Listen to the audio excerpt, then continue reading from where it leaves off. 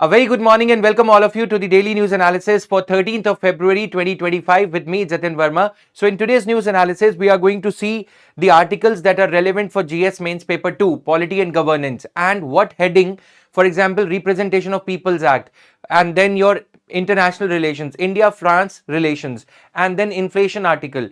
So we are going to category wise divide these articles under the micro listing of the UPSC syllabus so that you are holistically prepared for your exam as well. Now, India's retail inflation, the concept involved is core inflation. What do we mean by core inflation? The inflation without the prices of fruits and vegetables, food items which are highly volatile.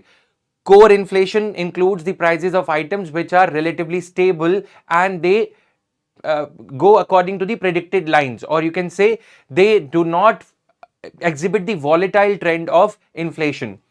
Crude oil is subtracted from the headline inflation rate and prices of fruits and vegetables are also subtracted. So this is one of the editorials. We have divided it into this manner, that you are able to understand the concepts, and prelims as well as mains angle both are covered in this news analysis. Now, IMEC project gains traction as Prime Minister Modi is in France for the first AI summit, World AI Summit happening in France, Paris. Emmanuel Macron and our Prime Minister Modi, they talked about India, Middle East, Europe Economic Corridor, a project that was announced from the land of India in September 2023 under the G20 summit. India hosted the G20 summit in 2023. Okay, during that time we had announced this important project, but this important project did not proceed because of the Israel-Palestine dispute. Now that the things seem to be normalizing with the arrival of the President Donald Trump, then the talks are again picking up. So we will see what map places. We will try to memorize through this news article today itself what are the important places, important connecting nodes from Mumbai port till Jebel Ali port in UAE, then Saudi Arabia, then Haifa port in Israel, likewise Piraeus port in Greece. So what are these, where are these places located? We'll try to memorize this through the today's news analysis. A bit of map work will also be there. Apart from this, should convicted persons, should the tainted politicians, the ones who are convicted at least, shouldn't they be banned for lifetime from contesting elections? How can a public representative who is corrupt, who is tainted, who is criminal himself, how can the lawbreaker become the lawmaker? Supreme Court is juggling with this issue of banning the political candidates, but political parties which our constitution originally did not regulate at all, those political parties are not letting the Supreme Court decide this matter once and for all. As we studied it the other day also, that the rate of GDP growth is not as much as the rate of growth of these tainted politicians in the parliament.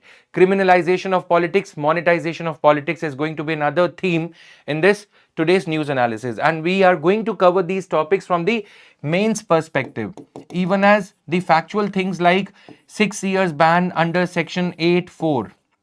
Okay, normally we say that representation of people's act, people, the beginners, they struggle how to cover this representation of people's act. So through this article I will highlight what is to be studied under the GS mains paper 2 heading, that is representation of people's act. Even though this article has got other connotations, the importance for our democracy also, but from the exam perspective we will understand every aspect, every thread of this topic today. Section 8(4), section 8(1), Lily Thomas case, 2013 judgment of Supreme Court, what is the difference between accused and convict, all those things I will highlight. As if this was not enough for the democracy, another crisis, Manipur CM embroiled in the controversy of a leaked audio clip in which he is found to be, in which he is saying that he is instigating the 𝐂𝐇𝐀 dispute, the ethnic dispute that is going on in the hill and valley areas of Manipur. CM says that he is behind the dispute, he is instigating, he is putting fuel to the fire. And when this clipping case lands in the Supreme Court sends it to Central Forensic Science Laboratory, CFSL, to check the authenticity, that whether the voice is actually that of the Biren Singh, the CM of Manipur. Already Manipur is on the boil Now the CM has been made to resign by the central political leadership of BJP. They asked him to resign, but the problem is now they are not able to find the suitable leadership. Replacing candidate, they are not able to find any eligible candidate worth the courage to manage this Manipur crisis. As if this was not enough, another constitutional angle to this dispute is that under Article 174 of the Constitution, assembly sessions have to be convened within a gap of 6 months, not more than the gap of 6 months. The time period between two assembly sessions, for example, monsoon session and winter session, cannot be more than 6 months. This is the constitutional requirement under Article 174. Well, that constitutional requirement seems to be breached because of the ongoing crisis in Manipur. Okay, the assembly session could not be convened as per the constitutional requirement. Then what is the governor supposed to do during such circumstances? We are going to see this news article also in its detail. Now, these are the other articles, guys. As I said, you have to prepare simultaneously for prelims as well as mains. We often see that the preparation is divided artificially, PT 365, mains 365. Well, this artificial dichotomy, the division between the preparation, we will try to bridge through this news analysis. And let me assure you here that every year we have seen around 28 to 30 questions coming from the newspaper directly if the newspaper is analyzed properly. I've been doing the news analysis, like I've told you many a times. You have to see this the correlation between the prelims oriented articles and the mains oriented articles. You have to pull out those details which are relevant from the prelims perspective from those mains oriented articles only. So this will be my endeavor, effort here. We have seen many a times from this news analysis the way I do it. 28 to 30 questions click in the newspaper from the newspaper in the prelims directly, and that is not a less number, because what is my endeavor is to cover the static portion, to cover the whole topic from the perspective of both prelims and mains. That helps you memorize the topic better, that gives you a good command and grip over the topic so that you can retain those points which are important for mains. And ever since the advent of CSAT pattern from 2011 onwards, there is no such distinction between the prelims way of asking questions and the mains way of asking questions. So let us see. Many of you keep on asking me, sir, how to read the newspaper. Please make a video, please make a session on it. The best way to explain how to read the newspaper is I'll be highlighting as to what syllabus heading this particular topic is catering to. All right, one particular topic is catering to GS mains paper 2, paper 3, economy news, polity news, international news, and the likewise. So these are the news articles. Inflation data to a 5-month low. RBI took a risk of cutting the inflation rate, cutting the rate of interest, the repo rate last week itself, in this week itself, even as the inflation was thought to be rising. But now it has come in as a blessing in disguise for the RBI, for the government, and for the people in general when the inflation rate is coming down, right? There is more to it, that inflation rate is down for the urban areas, but rural inflation rate is still above the median rate of 4%. It is 4.64% for rural areas. That rural people are facing the brunt of inflation more than the urbanites. Why is it so? Because rural consumption basket is laden more with the fruits and vegetables, and prices of fruits and vegetables, they seem to be sticky. They still seem to be at a higher level than the prices of other items which the urban people, urbanites consume. So this is one thing you need to understand. How the prelims question can be framed around it, I'll also be highlighting this thing. India, Middle East, Europe Economic Corridor, India-France relationships, as our Prime Minister was on a visit to France for the AI summit, world's first AI summit. Next AI summit is going to be held in India. This is what our secretary announced. Okay. Then Manipur crisis drags on. Article 174 we need to understand. Criminalization and monetization of politics. Well, these type of invention of terms which is relevant for the purpose of vocabulary for your GS mains paper 2. This is what you take away from this news analysis, right? Then average of 57 lakhs spent by each candidate. Do you know that political parties expenditure is not counted? There is no cap on the political party expenditure during the elections. A candidate has a limit, but political party has no limit. They can spend crores of rupees. This is the irony of our democracy, right? Then Supreme Court to hear pleas challenging the validation of CEC appointment, a very important constitutional issue. Let's get started with all these issues now. Food inflation down, but edible oil and fruits prices are still high. Since India is importing the edible oils, we are not self-sufficient, and that was the reason that budget 2025-2026 announced by Nirmala Sitharaman ma'am on 1st February 2025 also had something for pulses and oilseeds. To make India self-sufficient in these items, we have had this budget outlay this year increased by some crores of rupees. Okay, vegetables, eggs and pulses and cereals have become cheaper, but fruits and cooking oil, edible oil, mustard oil, etc. are at an all-time high. Coconut oil also, with 60% of the edible oils being imported. So India is importing 60% of the edible oils. What are the countries from where India is importing these oils? Please mention in the comment section. What are the countries? Philippines, Malaysia, Indonesia, what countries are there? The countries that I'm naming may not be right. Okay, please find it out for yourself. Now, they could continue to impact the prices. Urban inflation is down, rural inflation still remains sticky. Why? So see here, central bank's target of maintaining inflation is how much percent? Monetary Policy Committee has been given the target by the parliament, by the government, to maintain inflation not less than 2%. It should be ideally 4%, and in any case it should not be above 6%, because 6% is something that the poor people, the middle income class cannot bear. So this is how the targets are given to the RBI Monetary Policy Committee. How many members are there in the Monetary Policy Committee? Is RBI governor a voting member or not? Please answer these questions. Every day if you answer these questions, you will see that whenever we at PW Only IAS come up with some test series or anything of that nature, your score will definitely be on the better side. Okay, I'm monitoring your comments and everything. So any doubt, please ask me, but please answer the questions side by side. The price rise faced by urban consumers in January dropped to 3.87%, even as the rural inflation rate is 4.64%. Rural inflation rate is also down, but it is above the RBI's 4% rate. Okay, so why? The reasons are important for your prelims point also, because rural consumption basket is filled more with the bread and butter items, the food items, the fruits and vegetable items. Okay, since they eat more of the good food, I would say they are to bear more inflation, as the food inflation is still sticky. Fruits and vegetables inflation is still sticky. Vegetable prices have still cooled down, but edible oils. Okay, so core inflation is also rising. Core inflation, why is it rising? Input prices are high because the production has gone down. Please try to understand the reasons. Okay, Deepak, you are answering right, but how many members in the Monetary Policy Committee are from the government side?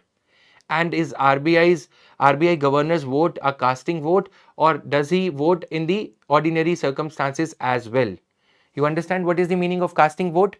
That means whenever there is a tie, is the governor's vote a tiebreaker, or can he vote in the normal ordinary circumstances as well? Can he vote in the first place as well? This is my question. Okay. Now, rupee depreciation impact, imported inflation. What do we mean by imported inflation? Imported inflation means the inflation occurring in the domestic territory of the country because we are import dependent for these items: edible oils, fertilizers, petroleum. Okay, petroleum products we import, fertilizers we import. Now my question to you is, for which these fertilizers are we dependent on imports? Phosphorus, potash, urea. Specifically, which of the fertilizers elements, the chemicals we import? Please answer these questions. You should be knowing as a UPSC aspirant. Edible oils. What are the countries from where we are importing these? Okay. Now, economists have flagged worries about imported inflation. So, even though for January month, the data has been published by, which is the organization which publishes the inflation data? Another question to you.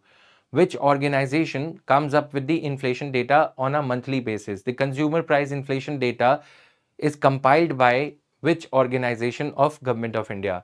It is under Ministry of Statistics and Program Implementation, but specifically what is the name of that organization is what I want you to answer. Okay, Deepak, fine. So you got this point, edible oils. Now, economists are saying that even though the inflation in January has come down, okay, but because of this imported inflation factor, for February and March, inflation will be up.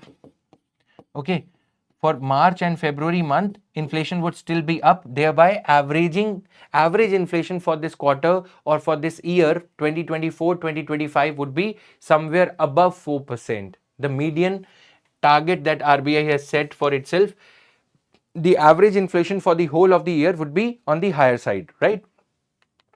This was the important takeaway. India's edible oils, then RBI took a decision to slash the interest rate as it gave more weightage to growth concerns, because if the growth happens, automatically employment, production, extra production, new production will take care of the inflation.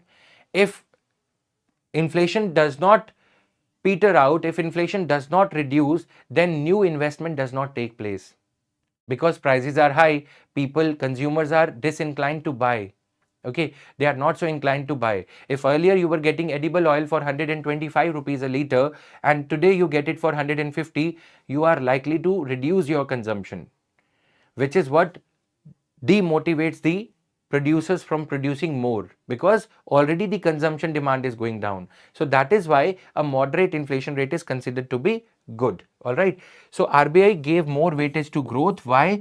Because if you are fixated, if RBI is fixated just upon inflation, it will harm the growth and inflation will increase in the long term further.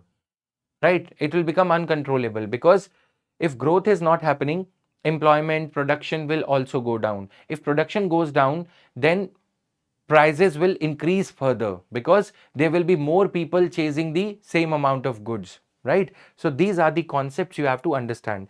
Now I'm naming the organization. Prelims oriented info is also there.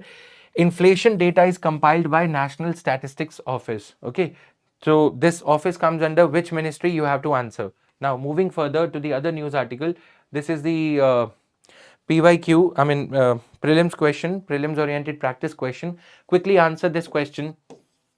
This is the question number 1 for the day. Non-core inflation includes price changes in which of the following categories? Food and beverages, fuel and light, housing, manufactured goods. So this is one of the questions. Indus Gamer, right? Now, India, Middle East, Europe Economic Corridor gains traction. India, Middle East, Europe Economic Corridor, it gains traction. Why? Traction means now some vibrancy is happening. Some sort of activity has started to happen around India, Middle East, Europe Economic Corridor. You understand this economic corridor? Now I have incorporated this question for you today, because merely reading or understanding the news is not enough. Application of the knowledge for the sake of, scoring better in prelims is important. Many people say that reading magazine is enough. Okay, we'll cover news analysis from here and there, or we will do it on our own. But the problem is, when you read newspaper on your own, you don't practice these questions. I assure you, as a news analyst who has been analyzing news for last 7-8 years now, that if you are regular with this, with small little questions that I'm asking you, 35 questions, you will directly thank me on the day of the prelims between the lunch time. I have seen many messages every year that, sir, many questions came from the news analysis, right? We have to decode the news analysis in this manner that prelims and mains are covered simultaneously. So what heading does it cater to? We have to see that also. Now, this is related to West Asia and Europe. Let me give you the context. What is happening? India wants to strengthen its ties with European Union market. Okay. After the Brexit, what has happened? We have lost the access. We have, in a way, if we import goods via London, let's say London port is here, one of the major ports of Europe. London is now out of Britain, this European Union. Ever since Brexit has happened, what is happening?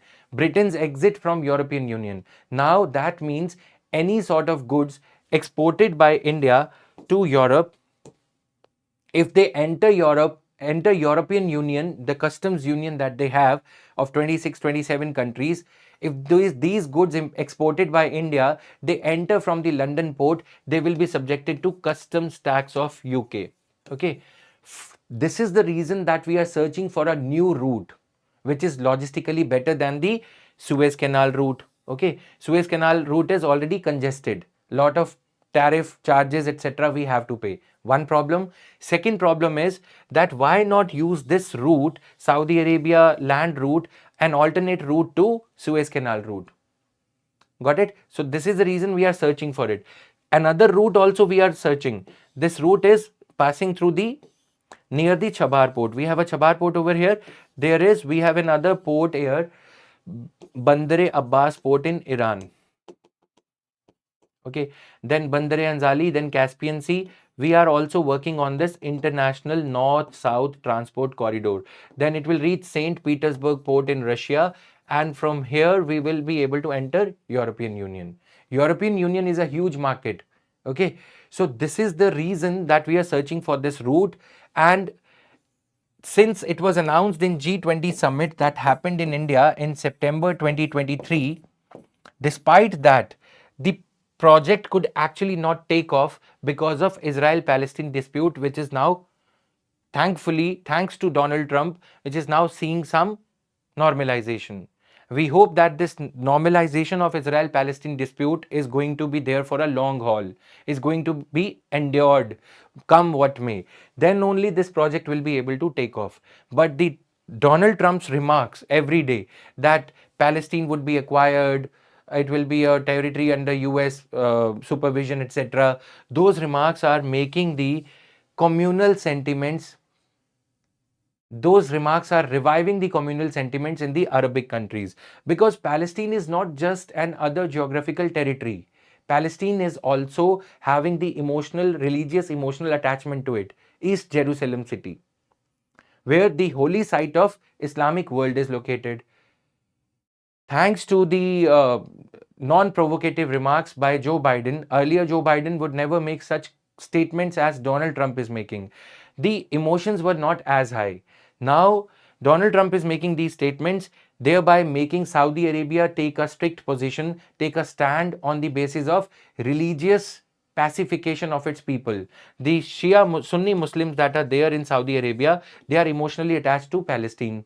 If somebody like Donald Trump will keep on making these comments that Palestine will be erased from the map and these people of Palestine, the Palestinians or Gaza Strip people, would be sent as hostages to Jordan and other countries, Egypt and Jordan, these remarks are not well taken by the Arabic countries, and they develop a staunch, rigid position against Israel, thereby making the chances of this India, Middle East, Europe economic corridor project further bleak and weak. Getting my point? The charges become further bleak of this project actually taking off. Now, I want you to answer these important nodes, these important connecting points.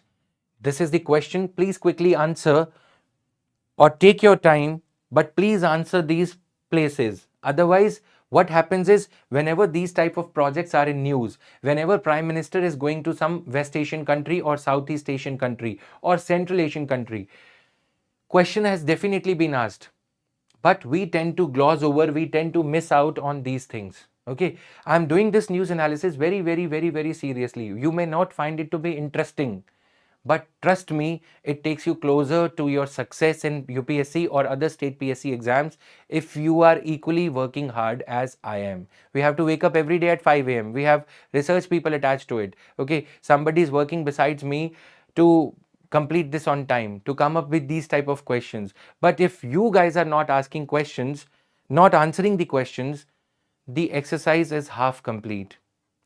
Trust me on that. Okay, deliberately we are inserting these type of questions every day. Today I am emphasizing this topic caters to GS mains paper 2 What are the alternate routes? I have told you, international north-south transport corridor. Why the search for this alternate route, a route alternate to Suez Canal, is important? Horn of Africa. What are the countries in Horn of Africa? Please name them. Then, why this region is tumultuous? It is not an all-weather route, number one. Number two, it is subject to Somalian piracy. Sometimes the conflict between, Saudi Arabia and Yemen, the Houthi rebels that are there in Yemen. Yemen, you understand, this is the country. Houthi rebels are dominating this area, right?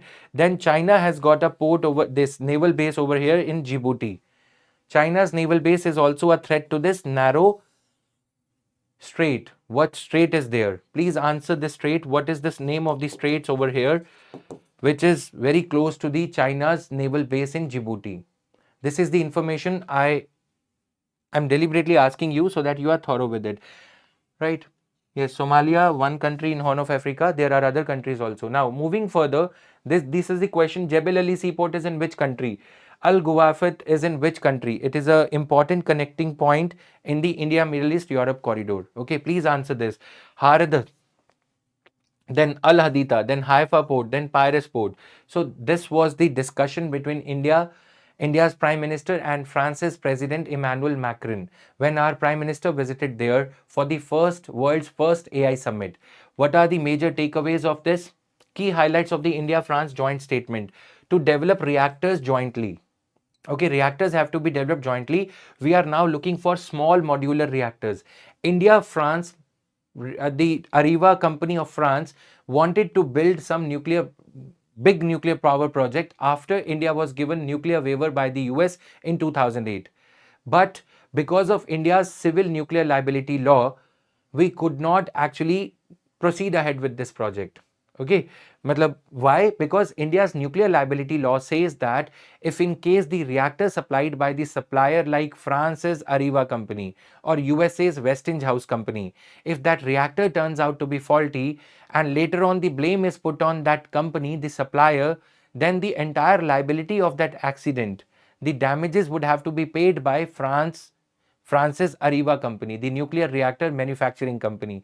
That is why these companies of US, France, they were hesitant to invest in or supply reactors to India. Now it is India's own compulsion that India wants to increase the share of nuclear energy in its energy mix. 60% of our, the pie diagram has gone a bit wrong. 60% of our energy is coming from thermal power plant. And we are talking about electronic vehicles, e-vehicles, clean energy. 2%, mere 2% of our electricity supply today is coming from nuclear energy. Now, what is the solution? Why small modular reactors? Why advanced modular reactors? Because these small modular reactors, they are relatively safe. If in case any accident happens, the effect of that accident, the impact of that nuclear disaster would not be as much as that of a 1000 megawatt nuclear reactor, the Kudankulam type nuclear reactor. That is why India is now trying to collaborate with France. This was the revelation in the joint statement that we want to develop small modular reactors. Secondly, both recognize the strategic location of city of Marseille. City of Marseille. Okay, this is how they pronounce it in France, in French language. City of Marseille basically means it is an important port city that can be the gateway for Indian goods to European Union countries. France is a member of European Union. So in the Mediterranean Sea, this is an important city where from India and France can collaborate and can make it a place of, can make it a good harbor city, can make it a good port, right? So strategic location of Marseille was appreciated by both the leaders. Prime Minister of India visited this city. Where is this city of Marseille located can be another question in your prelims examination. Okay, Mediterranean Sea, what is the port near this city? Please look back in your Atlas map also. Now, both welcomed the concrete projects and greater trilateral engagements. So these two countries, let me tell you about France. India and France were the first countries which signed the strategic relationship. India and France strategic partnership dates back to 1960. Recently, in the Indian Ocean region, France conducted La Perouse exercise, military exercise, along with 9 other countries, including Australia, Japan, Philippines, etc. Okay, so to assert the naval presence of France against China in the South China Sea region, in the Indian Ocean region, to assert the freedom of navigation. So we are very closely partnering with France on multiple arenas. And one of these arenas is nuclear energy, then your artificial intelligence summit that took place for the first time, first world summit on AI took place under the leadership of India and France, both of them co-chairing the summit. Our prime minister went there. So this is the whole context. Now India-France relationship wants to engage with other countries also through the trilateral engagement pattern, UAE and Australia being two of them, covering the areas such as renewable energy number 1, education number 2, culture and maritime domain.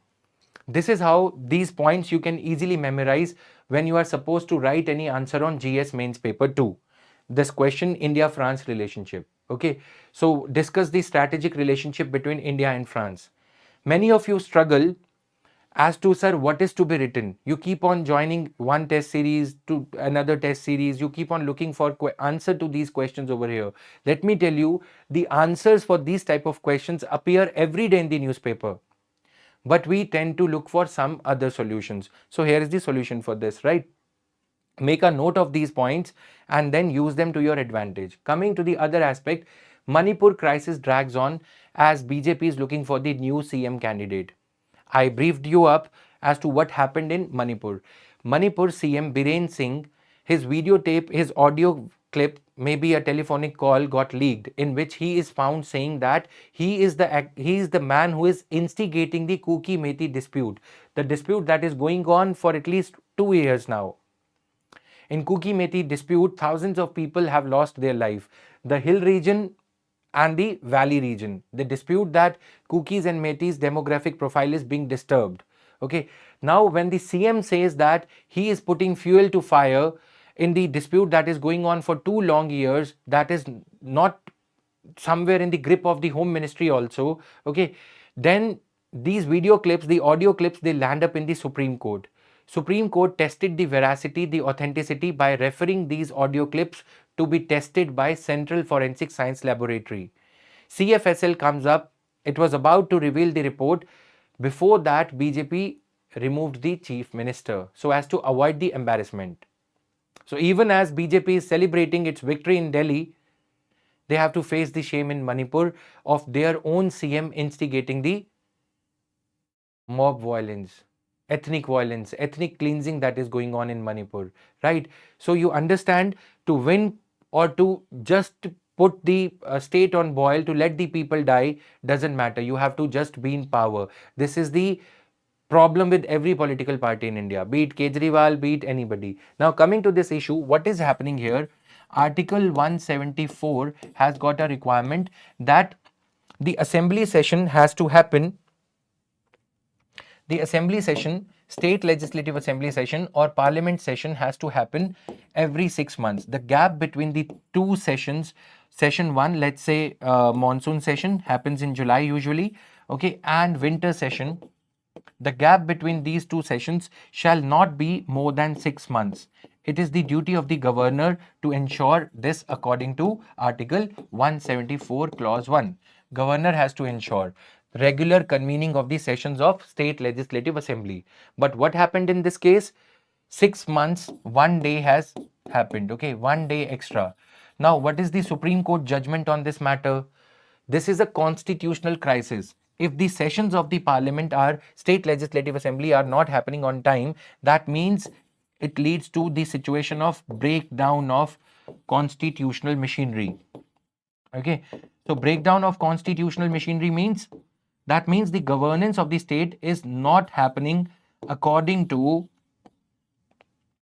the provisions of the constitution. Understood this point? Now, what is the solution to this? In an landmark case in 2002, the same year when the Gujarat riots had happened.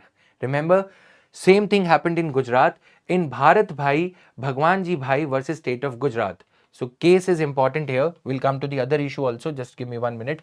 Bharat Bhai. If you can remember Bharat Bhai, that also is important. And remembering this case is important. Bharat Bhai. when we have chief ministers like Biren Singh who are instigating the violence, nobody is anybody's bhai. Bharat is his own bhai. है ना? So you can remember it this way. Now Bikaji bhai, and you can correlate it with the Godhra tragedy that happened. The CM, the then CM, we are not casting any doubt or whatsoever. Okay, the then CM there was Prime Minister Modi. That time also the charges were similar, that the chief minister was hand in glove in the riots that happened in the aftermath of Godhra tragedy. Well, let's not go into that politics. My endeavor is just you memorize this. Bharat Bhai, Bikaji Bhai versus State of Gujarat. Okay, case of 2002. In this case, the Supreme Court said that even if there is a delay in convening the session of the Legislative Assembly, that should not tantamount to the assumption or tantamount to the breakdown of constitutional machinery. We should not assume that. Maybe there are some pressing circumstances. And in Manipur, the 𝐂𝐇𝐀𝐍𝐃𝐄𝐃 dispute that is going on, thanks to this dispute, we cannot say that it was deliberately done by the chief minister, okay, or deliberately done by the government of Manipur. No, government was having solid majority in the 60 MLA constituency. BJP had enough numbers to prove the majority. This article 174 was inserted so that the chief minister, the incumbent government, is not escaping from no trust motion, no confidence motion. But here the problem is ethnic violence. Because of the ethnic violence, because of the prolonged ethnic violence, they were not able to convene the session. And at the last moment, the chief minister had to be removed. Okay, so this is the crux of it. What are the takeaways for prelims? Article 174, thorough understanding for you to answer the question correctly. What is the takeaway for mains? Bharat Bhai case. This is for your mains, GS mains paper 2 preparation. What if the state legislative assembly is not able to convene a session within the prescribed period of 6 months? It says that the gap between the two sessions of state legislative assembly shall not be more than 6 months. What are the other aspects to it? Convening of sessions, governor has to ensure that, but it is according to the aid and advice of Council of Ministers. Okay, aid and advice of the State Council of Ministers had to be there with the governor for governor to actually convene the session. If in case the state legislative, the government does not, the state government is escaping from calling the session of the state legislative assembly, then governor can. But when the state government is headless, when there is no CM, how can the governor go ahead with it? That is the problem. Okay. Now, can non-convening of session be the ground for invoking Article 356, President's rule? No. Can we assume that breakdown of constitutional machinery has happened? No. Why? Because in Bharat Bhai, Bikaji Bhai versus State of Gujarat case 2002, the Supreme Court said that no. Okay. So this is the issue concluded. Now let's come to another interesting issue: criminalization and monetization of politics. Be very, very attentive. Some sections of Representation of People's Act, Section 8, Clause 4, okay, 8, Clause 3, 8, Clause 1, we are going to discuss these sections of Representation of People's Act 1951. Many of you struggle, many of you get the bare act of Representation of People's Act. There is a printout that is circulated in Mukherjee Nagar, Old Rajendra Nagar, that in order for you to prepare for this heading of GS mains paper 2, you have to go through the entire RPA. No. You have to be selective. Whatever articles, news articles are appearing for this particular topic, you have to read them thoroughly rather than reading the whole of the article. You don't have to be a lawyer. You have to be very selective and smart. So this article has been appearing. A hearing is going on in the Supreme Court that should convicted politicians be allowed to contest elections? Number one. Should convicted contestants like Lalu Prasad Yadav, should they be allowed to be the office bearers of their party? Should they be allowed to be the supremos of their political party? Arvind Kejriwal, embroiled in liquor scam, charges are very, very serious. But until and unless somebody is convicted, okay, earlier Section 8, Clause 4 was there, which was Supreme Court read it down in Lily Thomas case. Lily Thomas case, in which in 2013, in which Supreme Court said that earlier this section said that until and unless, you know, a person is convicted by the district court, let's say Rahul Gandhi got convicted in Gujarat for comment against Modi community. He said that why all the Modis are thieves. This is what he said. But district court granted him a 2 years imprisonment. Immediately after he was given 2 years imprisonment, Lok Sabha Speaker, Lok Sabha disqualified him. Okay. But earlier, this was the scenario before the Lily Thomas judgment. The scenario was he would be given the time to appeal within 6 months. He could have appealed in Delhi High Court or Gujarat High Court. Until he appeals, until the period of 6 months is exhausted, he cannot be disqualified by the house he belongs to. Got my point? Until and unless an MP who has been convicted in any case whatsoever, corruption, criminal, any case, if he is convicted for a duration of 2 years or more, for a sentence of 2 years or more, he had an additional time of 6 months to file an appeal in the Delhi High Court against his conviction. He can take the stay. Not anymore. In Lily Thomas case, Supreme Court said that the disqualification can happen, disqualifying a sitting MP or MLA can happen on the very first day of the sentence. Okay, first day of sentence. That means Rahul Gandhi got disqualified. Rahul Gandhi was given the imprisonment of 2 years. He got convicted. The day he got convicted, on the same day, Lok Sabha Secretariat issued a Press Information Bureau release in which he was said that Rahul Gandhi stands disqualified because he has been given a sentence of 2 years. Such is the state of affairs. Okay. Now, as per Lily Thomas case, no 6 months breather period would be given. Same day disqualification. Section 8 clause 3. What does it say? We are discussing the sections of Representation of People's Act. Section 8 clause 3 says that in case a member of parliament is given the conviction of 2 years, that means he is actually been found guilty and is given a sentence of 2 or 2+ years, then he will be suspended, he will be disqualified for contesting elections for another 6 years. 2 years sentence or 3 year sentence plus 6 years extra will be given. I mean, he cannot contest elections. But what is it that we are discussing in the Supreme Court? What is going on in the Supreme Court? Supreme Court is discussing that should these convicted persons not be banned for their lifetime from being the party supremos or from contesting elections for their whole of life, right? For a common sense purpose, don't you think that crimes for such purpose need to be categorized into two sides? Okay, heinous crimes like Prevention of Atrocities Act, Violation of Prevention of Corruption Act, POCA. Okay, atrocities against SC/STs, dowry, domestic violence, rape. For such crimes, lifetime ban could be there.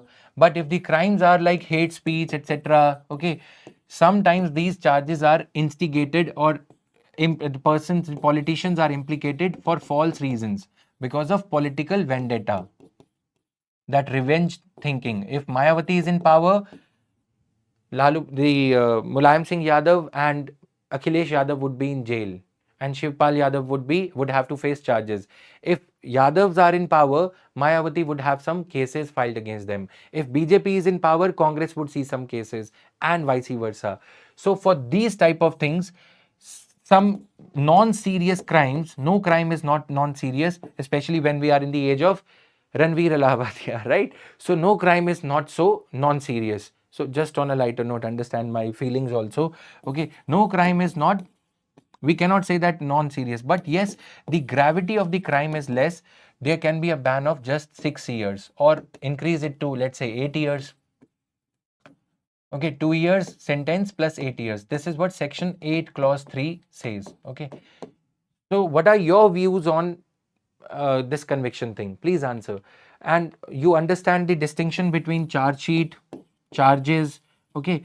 So Supreme Court is saying that even if the charges are serious or charge sheet is filed in the court and conviction has not happened, mere charges leveled by police, on what basis the police has arrested a person, the sheet of those charges is called charge sheet. If that charge sheet is filed in the court, then also the person should not be allowed to contest elections, is what the Supreme Court is asking the government. Now, Supreme Court has made a very interesting remark here. The petitioners have argued that if a convicted person is not eligible for even a junior grade government job, for even a clerk's job or a peon's job, why can he be allowed to become a member of parliament and or member of legislative assembly? When you are not eligible to become IAS, appear in the UPSC exam, if there is any criminal case pending against you, how can you be allowed to contest elections? This is the problem of criminalization of politics. Let's come to the other problem of monetization of elections. Same newspaper, today's newspaper. Okay. So this is the background of it. Please download the PDF from Jatin Verma sir. The link, the Telegram channel link is given in the description box of this video session that is going on. Okay. So just read that and come back to you can find the PDF over there. There will be some questions that will be shared from around the daily news analysis of the day. Okay, so please read this. We have covered this on 7th of February also. If you will be regular with the news analysis, you will see more such background information and will be more prepared for not just prelims but mains also. If you are somebody who is just a fresher, we are covering the whole of the syllabus, I can tell you, on a daily basis, half an hour, 40 minutes, 45 minutes, but every day one or the other syllabus micro listing is being covered in the news analysis. I am so planning it that we just don't read the news, we also cover the background of it. Trust me on that. And 30-35 questions you will definitely see from this news analysis in your final exam, prelims exam I'm talking about. Okay, now a report by ADR, this is there. Should convicted persons, see 46% of 543 elected MPs have criminal background, have some charges against them. So such is the criminalization of politics. The other day I told you about broken window syndrome. If one person breaks a glass ceiling, a glass window in a building, eventually all the glasses are shattered because everybody wants to be Sachin Tendulkar in that colony. If one person jumps the red signal, everybody starts crossing it because they get to know that there is no policeman, no traffic cop standing behind the tree once you cross over, once you jump the signal. So that leads to a culture of lawlessness. If one tainted politician becomes MP, member of parliament, youth get inspired by them. And this starts taking the society towards lawlessness. No FIR, no report, faisla on the spot. Okay, tarikh pe tarikh, that culture starts. Now, coming here, this topic caters to GS Mains Paper 2, Representation of People's Act, Criminalization of Politics is the overall heading. Now, the other aspect of it, practice UPSC MCQ, quickly go through it. These are the cases. You need to memorize these cases for your mains examination. Let me just check how much time have we taken today. Okay, so we already had 45-48 minutes. So this is Lily Thomas versus Union of India 2013 case led to disqualification of convicted legislators. Now coming to the monetization part, average of 57 lakh spent by each candidate on Lok Sabha poll campaign as per the atlas prepared by the Election Commission. Election Commission prepares an atlas on the last year's general election to 2024 Lok Sabha election. So 57 lakh rupees are being spent, even as the limit is around 70 lakh rupees per MP, but they are spending less. So that points to the under-reporting of the expenditure on the polls. And let me tell you, there are limits on the individual party, individual candidate spending, but there is no limit on the political party spending. Political party, if it decides that if I contest from BJP, for example, and I'm spending 70 lakh rupees or 77 lakh rupees, but political party, in order to ensure my victory, can spend crores of rupees on my victory to ensure that I win. It can distribute liquor, it can distribute posters, can call star campaigners. There is no cap whatsoever on political party spending. That is the problem with India's electoral law, India's Representation of People's Act. Election Commission cannot curtail their political party expenditure. That is why we spend 2 to 3% of our GDP every 5 years on conducting elections. Right? Now you answer me, should there be a limit on the political party funding, political party expenditure? And political parties can get donations in cash also.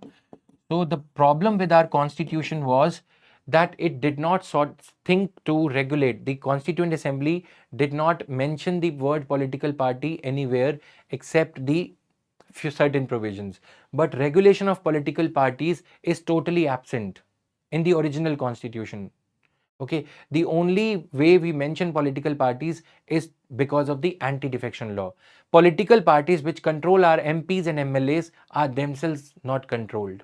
Until and unless we control them, there is going to be a lot of corruption, there is going to be high expenditure, political party coffers would be filled up with the public money, be it through Swiss bank or through other channels, hawala money, round tripping, call it whatever. Okay, so now you tell me, are political parties allowed to receive funding from foreign companies? Can political parties receive donations from Amazon type companies, foreign companies? Yes or no? Okay, so this is the question for the day. Can political parties receive funding from the foreign companies based in India or out of India? That's all for today's news analysis. It was a pleasure teaching you. As I said, please answer these micro questions, small questions, be it on India, Middle East, Europe, economic corridor and other aspects, in order for you to actually prepare for prelims through this news analysis. You can read the news yourself also. Okay, but what is the point in attending the analysis? Point is that we decode the news analysis in a paper-wise format. For example, here also it is written GS Mains Paper 2 Polity. I have given you the specific heading, Representation of People's Act. That micro listing you can categorize these news articles under while making notes also. Okay, PDF will be shared on the Telegram channel along with some questions, mains question for the day, and 4 to 5 prelim questions from today onwards. With this, I take your leave. See you again tomorrow at 8 a.m. for this rigorous daily news analysis with me, Jatin Verma. Thank you guys.